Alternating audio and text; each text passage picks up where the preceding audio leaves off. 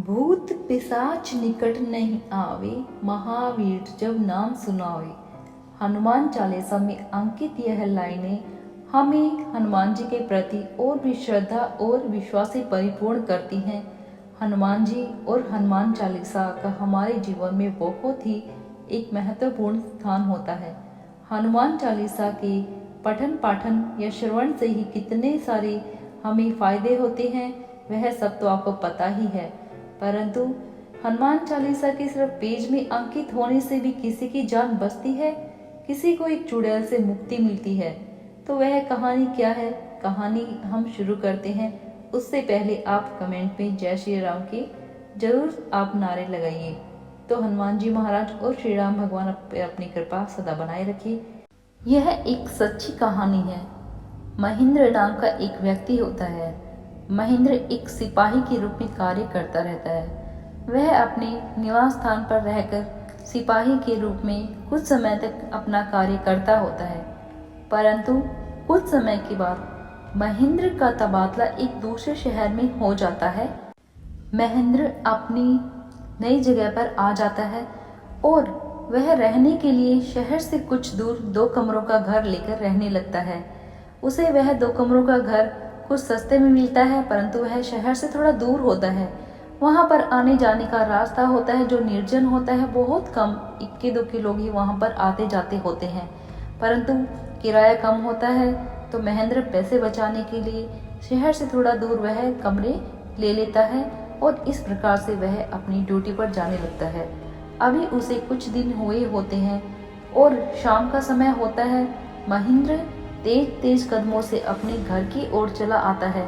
उस दिन रास्ते में तो 1 या 2 इंसान भी उसे नहीं दिख रहे थे। वह अपने ही विचारों में गुम हुआ अपने घर की तरफ चला जाता रहता है। तभी वह देखता है कि कुछ दूर जाकर एक औरत खड़ी होती है। वह औरत बहुत ही सुंदर होती है, जवान होती है।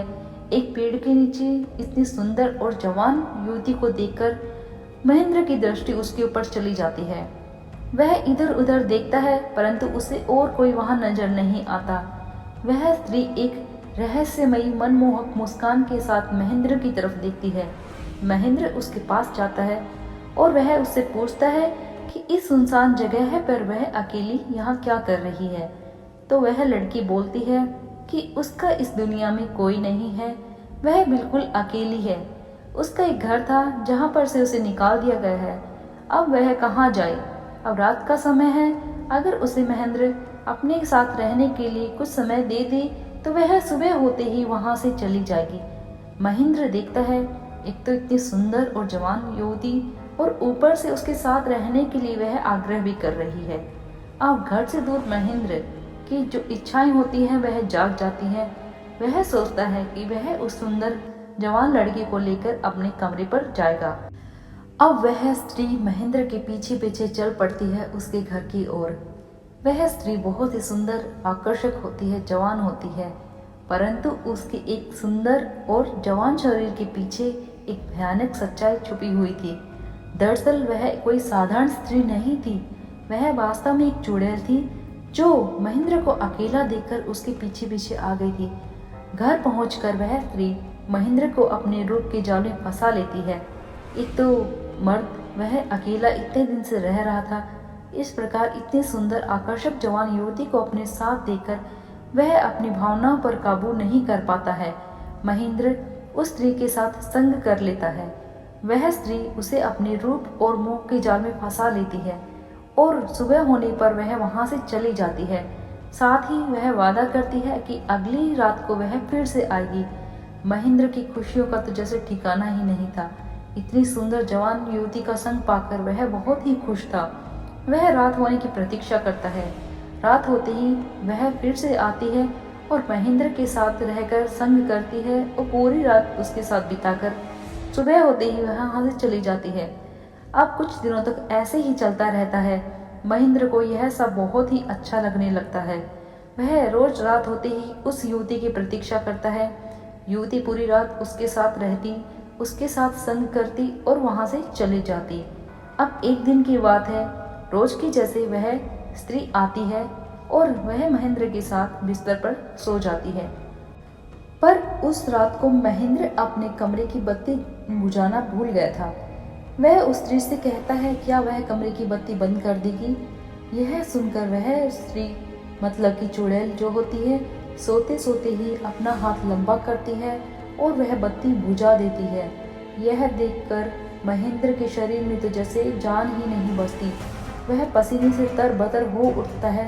वह समझ जाता है कि यह कोई साधारण स्त्री नहीं है, यह तो एक नकारात्मक ऊर्जा है, भूत या पिशाचनी उसके पास है। तो वह डर जाता है, उसकी तो आवाज़ भी नहीं निकल पाती है। वह चुड़ैल सब समझ जाती है। वह कहती है अगर तुमने इस बारे में किसी को कुछ बताया तो मैं तुम्हें जान से मार दूंगी। वह रोज रात को संग करने के बहाने महेंद्र का खून पीती और उसके शरीर को अपने वश में करती जा रही थी। इस प्रकार से दिन बीतते जाते हैं। महेंद्र को इस तरह से अपना शरीर कमजोर महसूस होता है। वह समझ नहीं पाता कि उसके शरीर को यह क्या हो रहा है। दिन प्रतिदिन वह दुर्बल होता जाता है। इसी तरह से उस स्त्री का आना बना होता है। वह चुड़ैल रोज आती है, महेंद्र का खून पीती है और सुबह होते ही वहां से चली जाती है। महेंद्र डर के मारे किसी को कुछ बता भी नहीं पाता। वह और भी ज्यादा सूखता ही जाता है। उसका शरीर दिन पर दिन काटा होता जाता है। एक दिन अपने किसी मित्र के पूछने पर वह बताता है कि उसे कुछ कमजोरी महसूस हो रही है, उसका शरीर बहुत ही दुर्बल हो चुका है। तो उसका मित्र उसे पास में ही एक वैद्य का पता बताता है कि वह वैद्य जी बहुत अच्छे हैं, शरीर की हर प्रकार की दुर्बलता उनकी दवाइयों से दूर हो जाती है। महेंद्र यह सुनकर वैद्य जी के पास जाने का निर्णय करता है। वह वैद्य जी के पास जाता है और वैद्य जी उसे एक पुड़िया देते हैं। पुड़िया में एक दवाई होती है जिसे महेंद्र को खाना होता है। घर आकर महेंद्र वह दवाई खाना भूल जाता है। वह पुड़िया उसकी जेब में ही रह जाती है। अब रात का समय होता है। चुड़ैल फिर से महेंद्र के पास आती है, परंतु यह क्या, वह इस बार महेंद्र के पास नहीं आ पाती। वह दूर ही खड़ी हो जाती है और थोड़ा गुस्से में होती है और कहती है कि तुम्हारी जो जेब में ये पुड़िया रखी है तुम इसे फेंक दो। महेंद्र समझ नहीं पाता कि वह ऐसा क्यों कह रही है।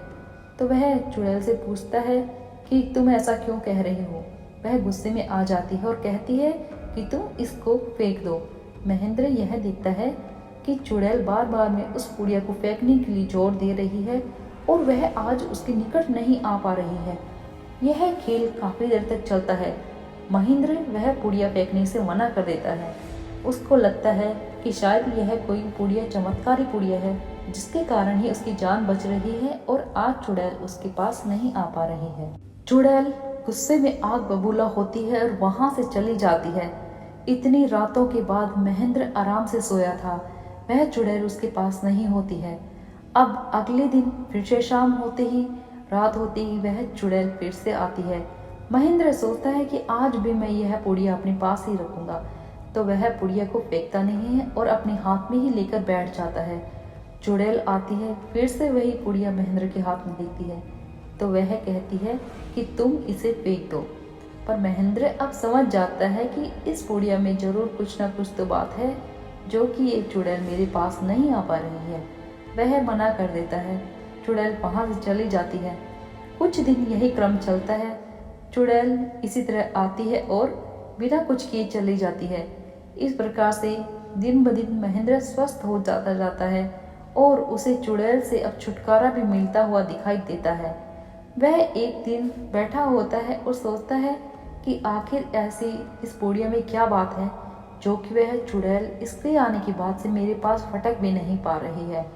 तो वह जिज्ञासावश उस पुड़िया को खोलने का निश्चय करता है। पुड़िया खोलता है तो पुड़िया में एक साधारण सा पाउडर होता है जो कि वैद्य जी ने उसे खाने को दिया होता है, परंतु बिना खाए ही वह स्वस्थ होता जा रहा था। और यह क्या बात थी, और उसे चुड़ैल से मुक्ति भी मिल रही थी। तो वह देखता है कि उसमें साधारण पाउडर होता है। वह उस पाउडर को हाथ में लेकर देखता है।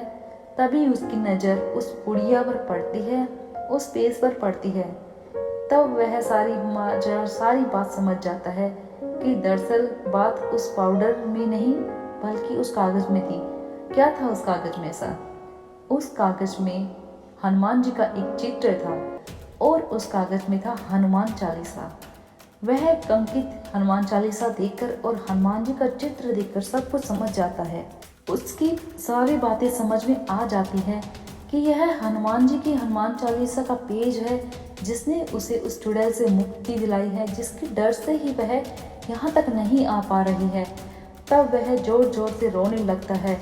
दोनों हाथ जोड़कर श्री हनुमान जी से वह अपने कर्मों की क्षमा याचना करता है और वह हनुमान चालीसा लेकर अपने माथे पर लगा लेता है। तब उसे उस दिन हनुमान चालीसा का महत्व समझ में आ जाता है कि सिर्फ एक पेज में अंकित होने मात्र से वह चुड़ैल उसके पास नहीं आ पा रही है। अगर वह इसका रोज पठन पाठन करे, सुने और दूसरों को भी सुनाए तो फिर क्या हो। तो वह उस दिन से हनुमान जी से अपने पाप कर्मों की क्षमा मांगकर हनुमान जी का भक्त बन जाता है और वह सुबह शाम हनुमान चालीसा का पाठ शुरू कर देता है। हनुमान चालीसा के पाठ के फलस्वरूप कुछ ही समय में उसे वह चुड़ैल बिल्कुल भी नहीं दिखाई देती। उसे उसके बाद से कभी भी कोई नकारात्मक ऊर्जा अपने आसपास महसूस नहीं हुई। हनुमान चालीसा के प्रभाव से उसके शरीर में एक स्फूर्ति आती है, उसके चेहरे का तेज बढ़ने लगता है, वह श्री हनुमान जी का भक्त बन जाता है और इस प्रकार से वह दूसरों में भी हनुमान चालीसा का प्रचार प्रसार करने लगता है। वह स्वयं के जीवन की कहानी दूसरों को भी बताने लगता है। उसकी कहानी से प्रेरणा लेकर अन्य लोगों को भी हनुमान जी में अपार श्रद्धा जाग उठती है। तो देखा आपने श्री हनुमान चालीसा का कितना प्रभाव है। यह कोई मुंह बोली बातें नहीं है, यह आजमाई हुई है। अगर आप भी किसी परेशानी से मुक्ति पाना चाहते हैं तो श्री हनुमान चालीसा का पाठ आप अवश्य करें। इसके पाठ से हजारों फायदे होते हैं। हनुमान जी स्वयं आपकी रक्षा करने के लिए खड़े होते हैं। उनका कृपा भरा हाथ आप पर आता है जब आप हनुमान चालीसा का पाठ अपने घर में करना शुरू करते हैं। आपको नकारात्मक ऊर्जाओं से मुक्ति मिलती है, हनुमान जी का साथ मिलता है, बिगड़े हुए काम आपके बन जाते हैं। तो सिर्फ हनुमान चालीसा अंकित एक पेज मात्र से किसी को चुड़ैल से मुक्ति मिल सकती है, तो सोचिए उसके बाद पठन पाठन से उसका क्या होगा, हनुमान चालीसा को सुनने से क्या होगा। तो आप यह सब अपनी दिनचर्या में शामिल कीजिए। हनुमान जी का हनुमान चालीसा आप जरूर कीजिए।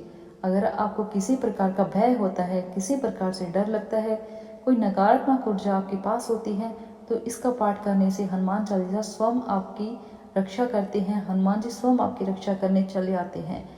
तो कामना करती हूँ आपको यह कहानी पसंद आई होगी। यह एक सच्ची कहानी है। तो कहानी अच्छी लगी है तो इसे लाइक और शेयर कर दीजिए और हनुमान जी का नाम लेकर चैनल को सब्सक्राइब भी कर दीजिए। और हनुमान जी महाराज सदा आप पर अपनी कृपा दृष्टि बनाए रखिए, आपके संकटों को आपसे दूर रखें और किसी प्रकार की भी नकारात्मक शक्तियों को आपके पास में न आने दें। जय श्री राम, जय हनुमान।